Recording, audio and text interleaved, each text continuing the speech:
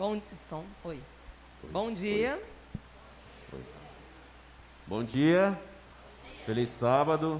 Sejam todos bem-vindos. É bom a gente ver aqui nossos amigos, nossos irmãos e também até algumas pessoas que a gente ainda não conhecia, que mais tarde a gente vai se apresentar, né? É bom rever aqui alguns irmãos que ainda não tinham conseguido estar conosco, né, Dona Fátima? Hoje deu certo, para a honra e glória de Deus, Imaculada também e os demais. Bom, nós vamos então começar a recapitulação da lição. Bom dia, Marcelo. Bom dia, Marlete. Hoje nós iremos fazer a recapitulação, né, do 8º tema, que é educação e redenção, né? Como de praxe, a gente tem aquele velho e bom verso para memorizar, que está em 2 Timóteo, capítulo 3, versículo 16. Aqueles que quiserem acompanhar, 2 Timóteo 3, 16. Amém? Ou misericórdia? Misericórdia, amém. Vamos lá. 2 Timóteo, capítulo 3, versículo 16, diz assim: toda a escritura é inspirada por Deus e útil para o ensino, para a repreensão, para a correção, para a educação na justiça. Marlete, esse versículo ele é muito, eu gosto muito de mencioná-lo, e é um dos versículos que a gente sempre cita quando a gente vai fazer algum estudo bíblico, principalmente o primeiro ali que fala sobre a Bíblia, né, sobre a palavra. E a gente vê o quão importante é a Bíblia, as Escrituras, para cada um de nós. Porque alguns sempre falam assim, a Bíblia vem um livro de profecia, um Bíblia que fala sobre a volta de Jesus e tudo, mas ela tem várias e várias utilidades. Ela é um livro bem prático, né? E ela diz aqui, ó, que é útil para o ensino, porque a gente aprende muita coisa que a gente não sabe, né? Para a repreensão, porque ela nos repreende, Deus nos repreende através da sua palavra naquilo que nós estamos errando, né? Ela nos corrige também. Às vezes você está seguindo o caminho, pensa que até que é o caminho correto, mas a Bíblia diz, ó, este é o caminho, andai por ele. E aí ele corrige também. E também nos educa na justiça divina, que é basicamente o tema central de toda a lição da Escola Sabatina desse trimestre, né, Marlete? Marlete, a lição vem falando aqui também sobre redenção. Você acha que essa história entre Deus e o seu povo, para muitos é um caso perdido, é uma história que Deus já deu o que tinha que dar, ou não? É realmente uma história de amor, onde há acertos e erros, os erros da nossa parte, é claro, mas que no final pode e terá, quem sabe, um final feliz para todos? Muito bem. Antes de entrar propriamente na tua pergunta, eu só queria fazer uma comparação. Toda pessoa aqui que vai estudar, quer seja no ensino médio, no ensino fundamental, na universidade, e em cada disciplina ele tem um livro, né? É o Sim. livro guia daquela disciplina. Exatamente. Então, por exemplo, se a pessoa faz direito, ele tem ali o Vademecum, que é a mãe do direito, né? Que é um livro grossão que sempre é atualizado por conta das leis contidas ali, que também são constantemente atualizadas. Sim. Nós, como bons alunos que somos, né, na nossa jornada aqui na igreja, na vida cristã, a gente está constantemente aprendendo. E qual é o nosso Vademecum, né? Qual é o livro que nos guia para aprender as leis, para aprender história, geografia, matemática, português? É a Bíblia. Eu costumo chamar de manual do usuário. Nós mesmos, né? Como todo produto, esse teclado, uma mesa de som, um notebook tem o manual do usuário, a Bíblia é o nosso, né? Que ela diz o que você deve fazer e o que você não deve fazer, né? E tem algo, antes de tu responder essa pergunta, que quando eu li a primeira vez, eu achei assim, tão prático e tão para os nossos dias, que foi, eu acho que uma passagem tem em Lucas, que diz assim, se alguém vier roubar a tua capa, dai também a túnica. Nada mais é que se alguém vier te assaltar, dá tudo que o assaltante quiser, não reaja. Quantas pessoas a gente não vê morrendo por conta de uma reação ao assalto, né? Muita sabedoria na Bíblia, muitos ensinos, como a gente vai ver aí, passando pelos provérbios aí mais para frente, né?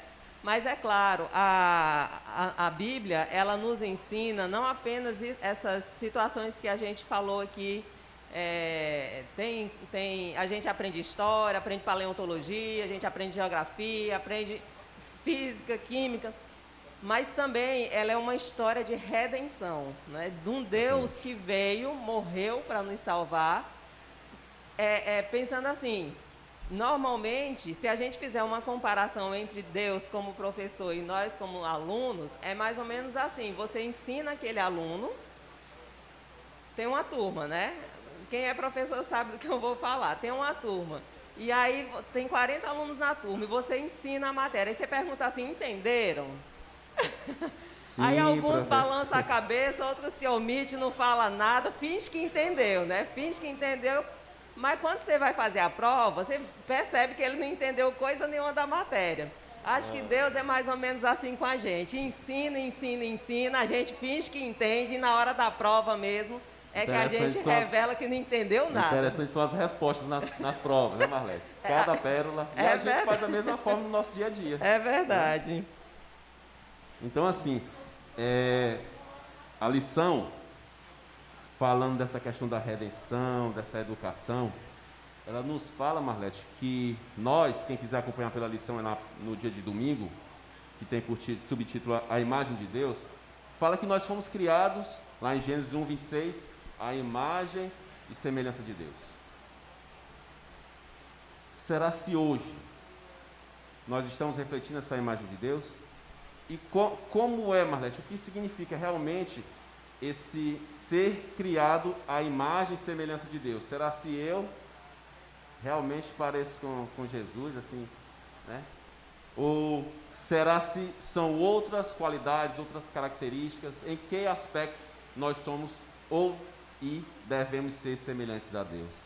Interessante que ao longo dos tempos, esse termo, criado à imagem de Deus, ele pôde ter várias vertentes e várias visões. Hoje a gente entende, inclusive eu fui dar uma olhadinha no comentário bíblico, volume 1, o que seria essa imagem. Então, assim, nós fomos criados fisicamente parecidos com Deus.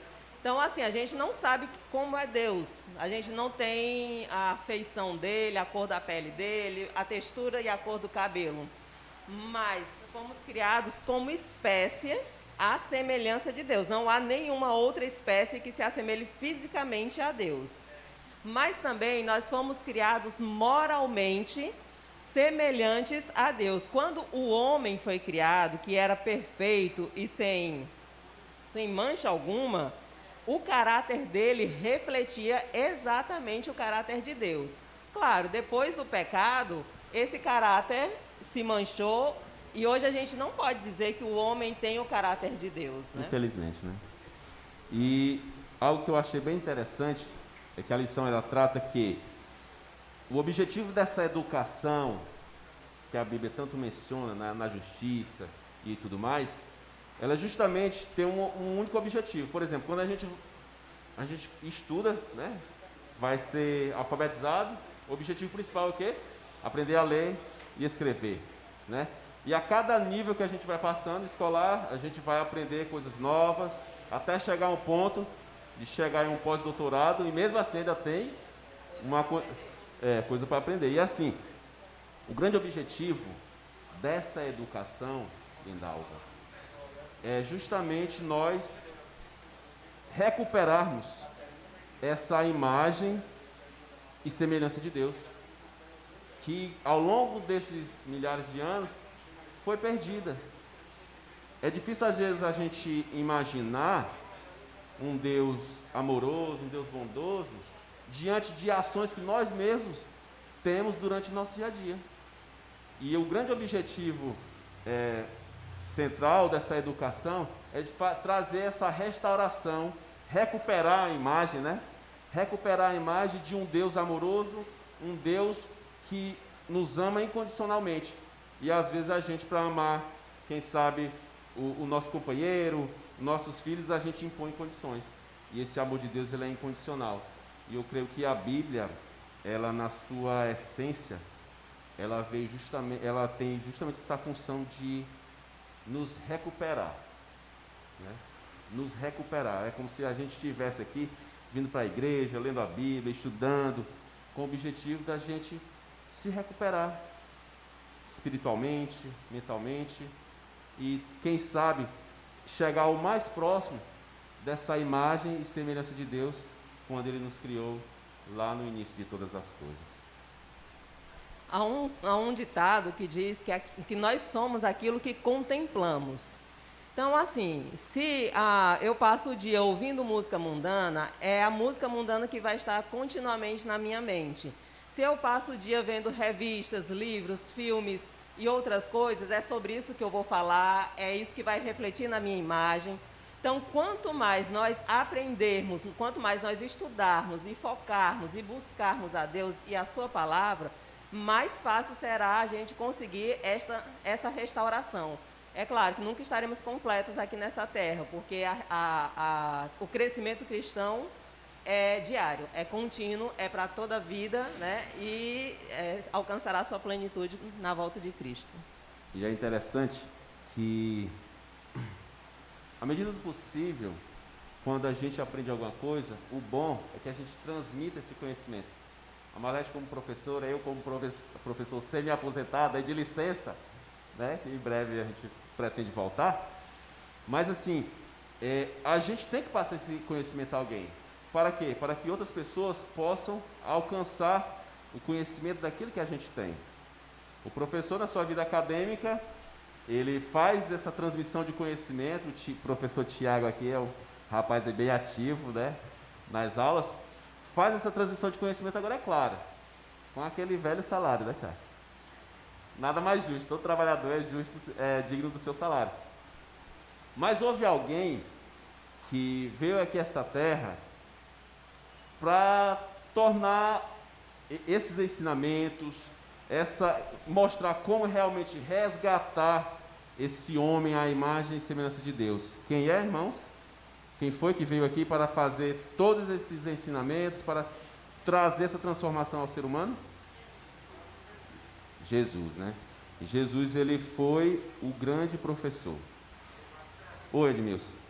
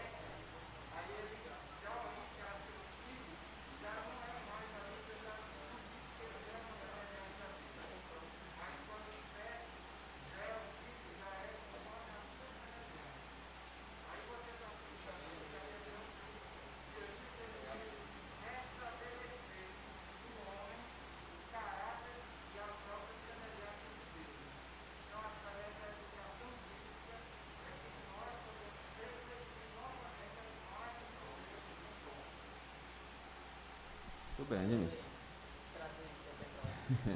Então, o Edmilson está dizendo que, realmente, quando o homem foi criado, ele tinha essa imagem e semelhança de Deus, né? Principalmente no intelecto, no caráter. Só que, a partir do momento que nasceram os filhos após o pecado, essa imagem já não era a mesma, né? E que, ao longo do tempo, a gente vê que essa imagem e semelhança, ela foi cada dia sendo degradada. Porém, ao longo de todos esses tempos, homens e mulheres, eles conseguiram se manter firmes, né? E buscando ao máximo ser essa imagem e semelhança de Deus. E a Bíblia traz muitos exemplos, como por exemplo, Jó, Esté, entre outros, apesar de serem seres pecadores e falhos. Né, Marlete? E assim, Jesus, ele veio trazer esses ensinamentos fortes. Tem uma série, eu acho que a Cássia sabe aí falar mais ao certo, aquela série que é em inglês, The Chosen, como é o nome? Hã? The Chosen, uma coisa assim, que vem falando sobre os dias de Jesus aqui nessa terra. Chosen, né? Pronto. A escolha. E aquela série, ela é muito interessante. E quando você assiste, pelo menos eu, não sei se é porque eu sou chorão, mas não tem um episódio que você não se emocione. Porque são ensinamentos tão claros, tão práticos, e que Jesus, né, ali no personagem, conseguiu realmente transmitir para nós e para aquelas pessoas da época qual era o real sentido dessa vida aqui nessa terra. E assim, Jesus desde cedinho, ele estava entre o quê? Entre os mestres, entre aqueles que eram os professores da época. Só que Jesus, ele ensinava de uma forma bem diferente, né? Ele fazia assim, ó, faça o que eu digo e faça o que eu faço. Diferente dos mestres daquela época, pelo menos da sua grande maioria, em que falavam,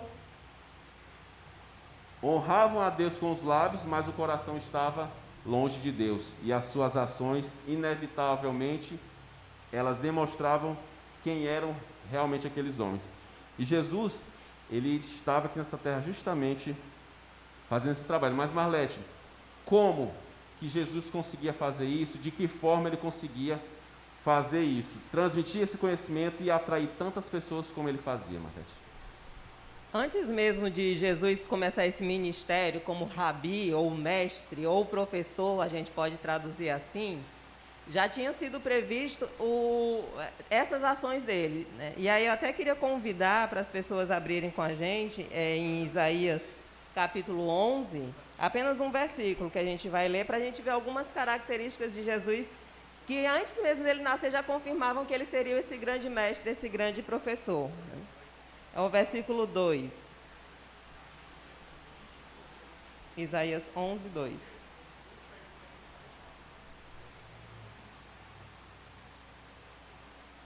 Marcelo, você pode ler? Posso. Porque Isaías... a versão da Bíblia que eu estou aqui não é a versão que eu quero. Isaías 11, 2 diz assim: repousará sobre ele o Espírito do Senhor, o Espírito de sabedoria e de entendimento, o Espírito de conselho e de fortaleza, o Espírito de conhecimento e de temor do Senhor. Então aqui, ó, frisando aqui, sabedoria e conhecimento através do Espírito dele, né? Então seriam características natas, seriam características que Jesus já traria consigo e que conseguiria através desses dons ou dessas características, desse modo de ser, conseguir transmitir a verdadeira face do Pai, né? A verdadeira forma. Jesus veio como mestre ensinar as pessoas que era possível ser, ou pelo menos buscar a cada dia aquela imagem que se deteriorou, como você falou anteriormente, né? E isso mostra ali, eu vejo ainda aqui essa unidade na Trindade.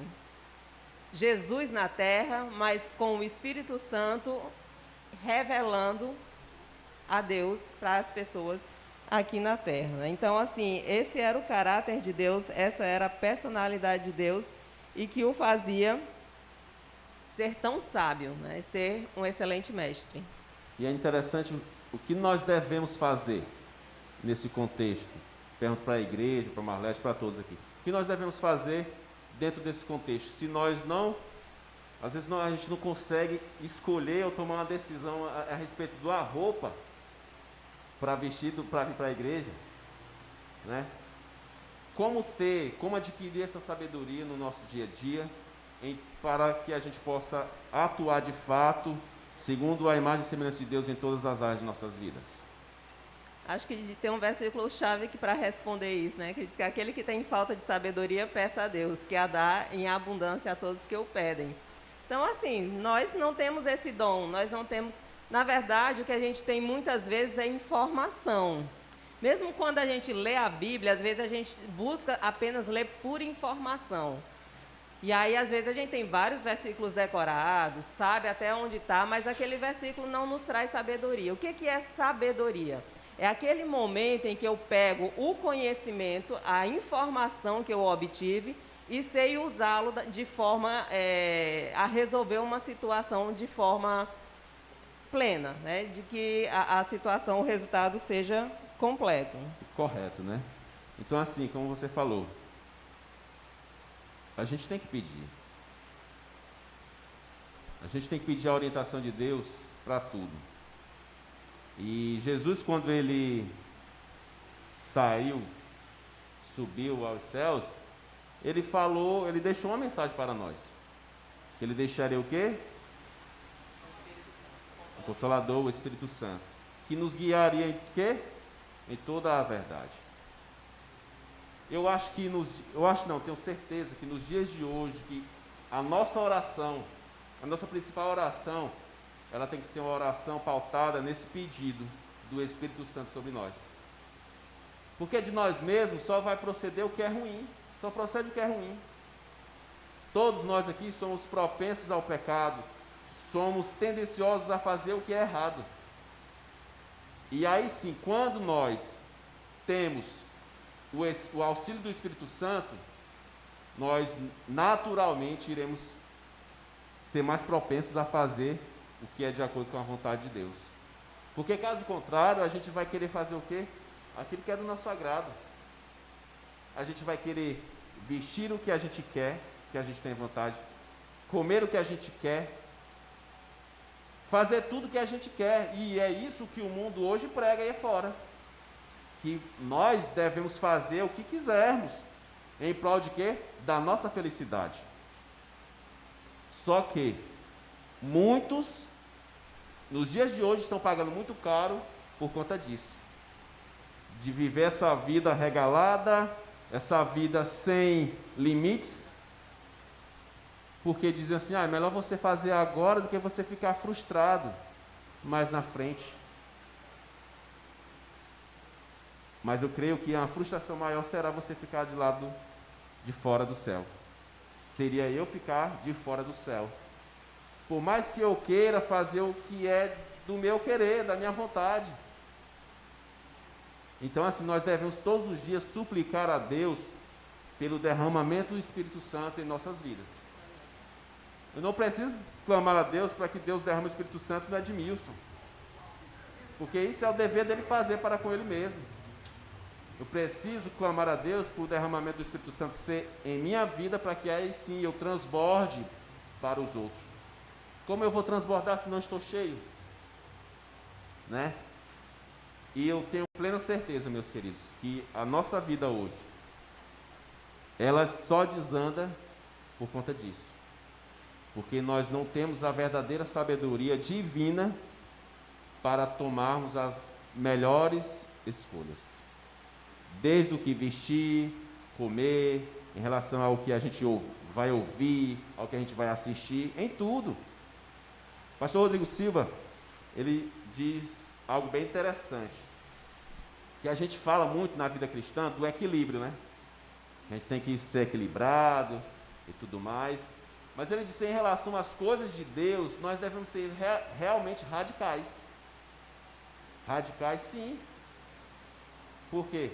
Guardar o sábado é guardar o sábado todos os sábados que a gente viver. Não é, hoje eu consegui, no próximo, quem sabe, hoje eu não consegui, mas no próximo vai dar certo. E aí quando ele fala esse radicalismo, é da gente realmente procurar seguir a risca. Já pensou assim, hoje eu não vou roubar. Não, hoje eu roubei, mas amanhã eu não vou roubar.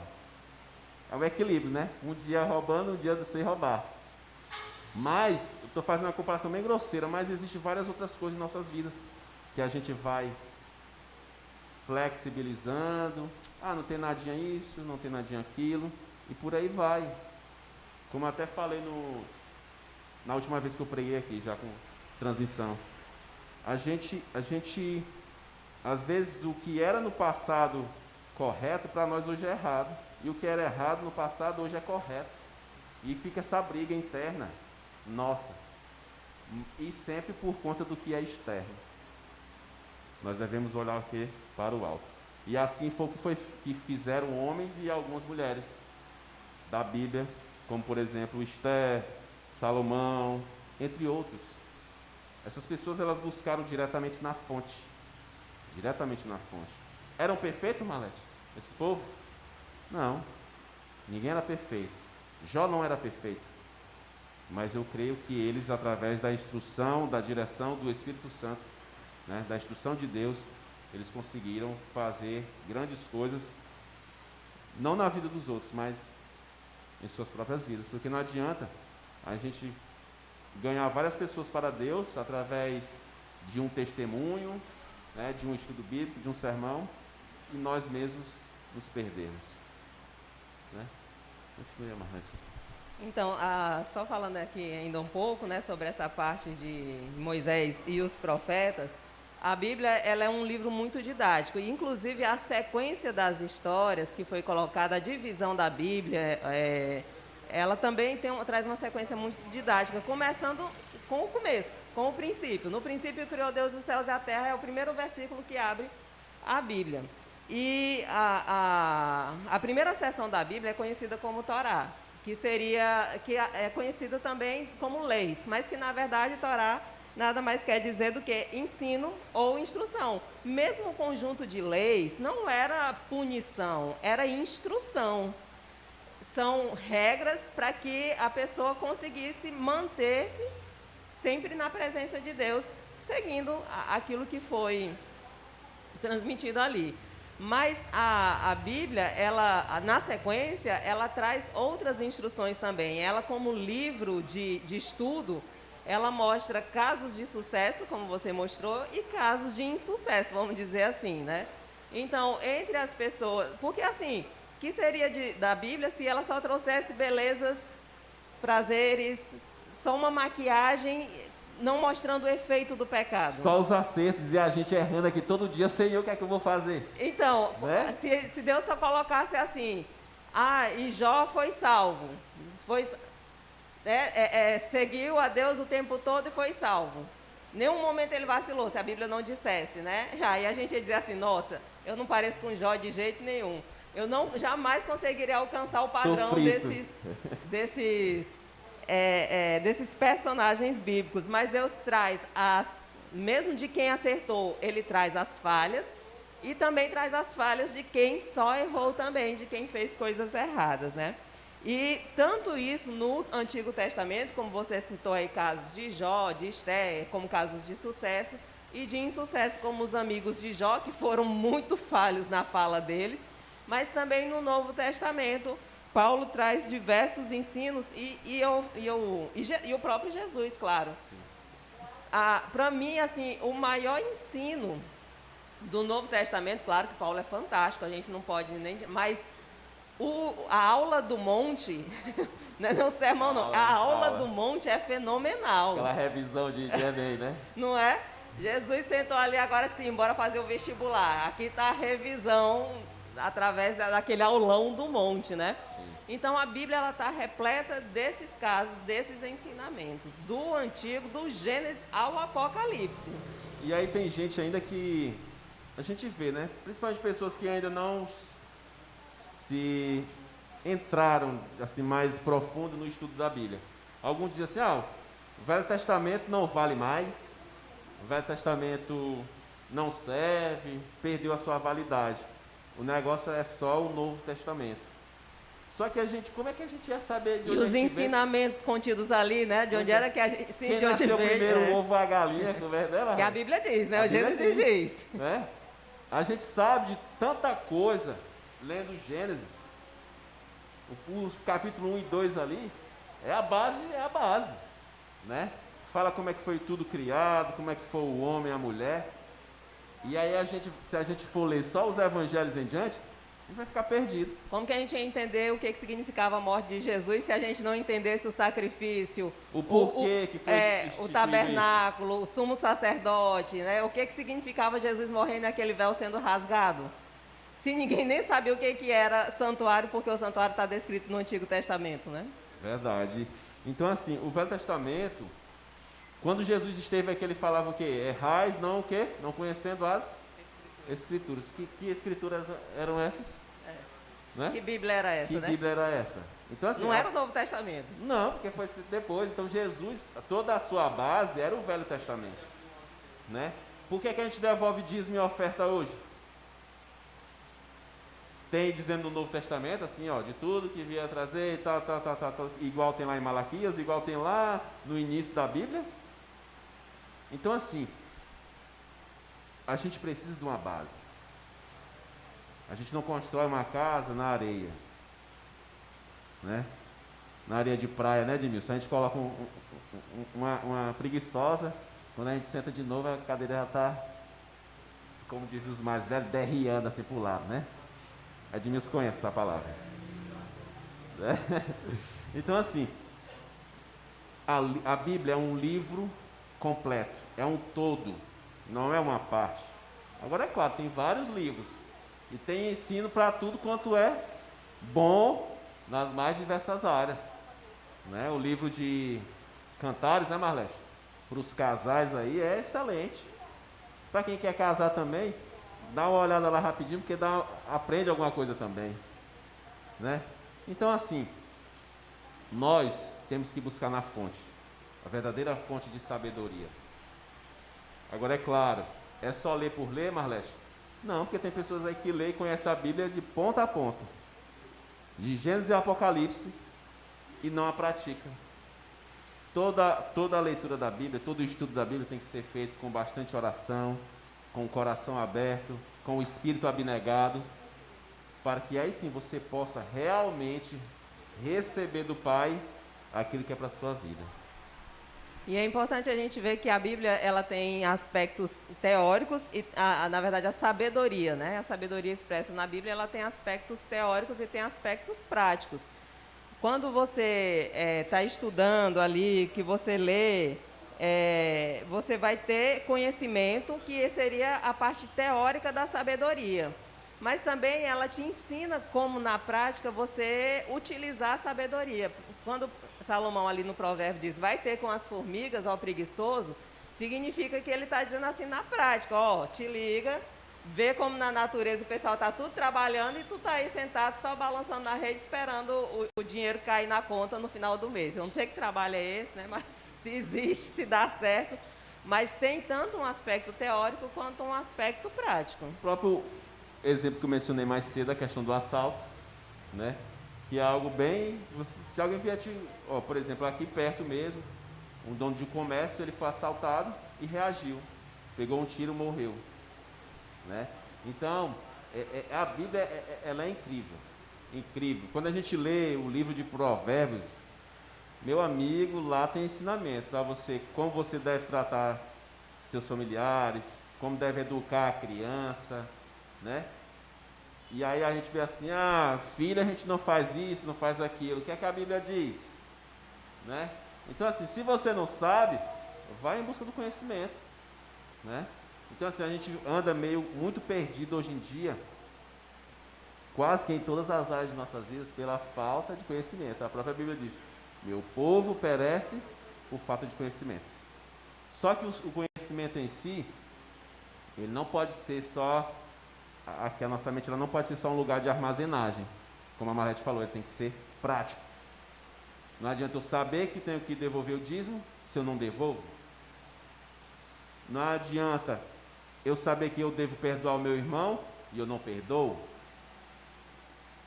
Então, assim, praticamente tudo a gente pensa que é em benefício do próximo, mas quase que tudo, quase que 100% da Bíblia, praticamente 100% da Bíblia, primeiramente é em benefício próprio, depois que vem em relação ao outro, né?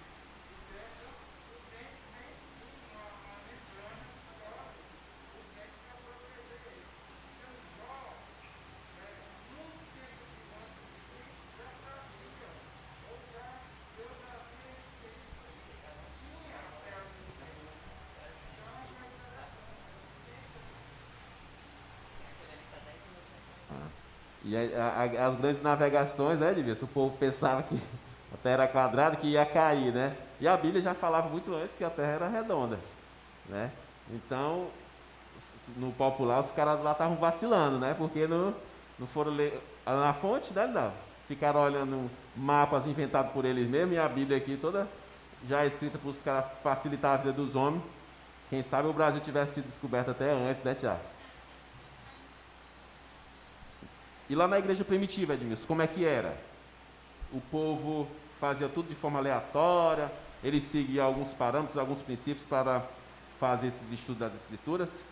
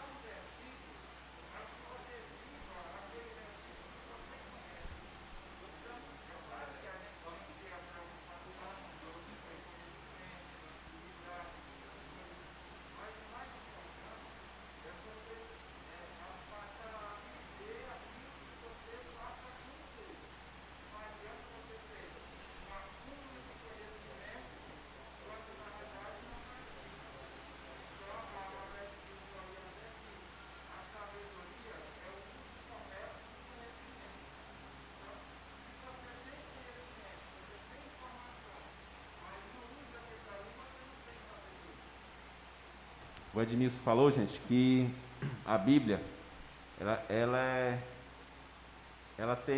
casa uma ação e a reação. Você aprende algo e você já tem que praticar. Não é recolher esse ensino e deixar guardado e não praticar.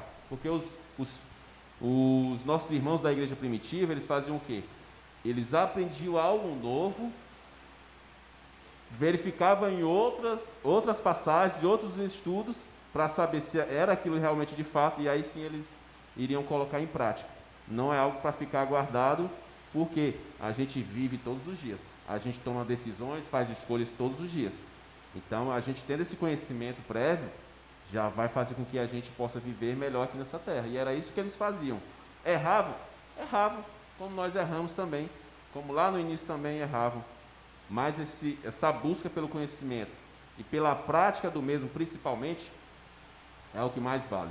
Não adianta você conhecer 100% da Bíblia e você não praticar 1%. Se você conhecer 1% e praticar esse 1%, você já está melhor do que quem conhece 100% e não pratica nada. Né, Marlete? Alguma consideração final, irmã?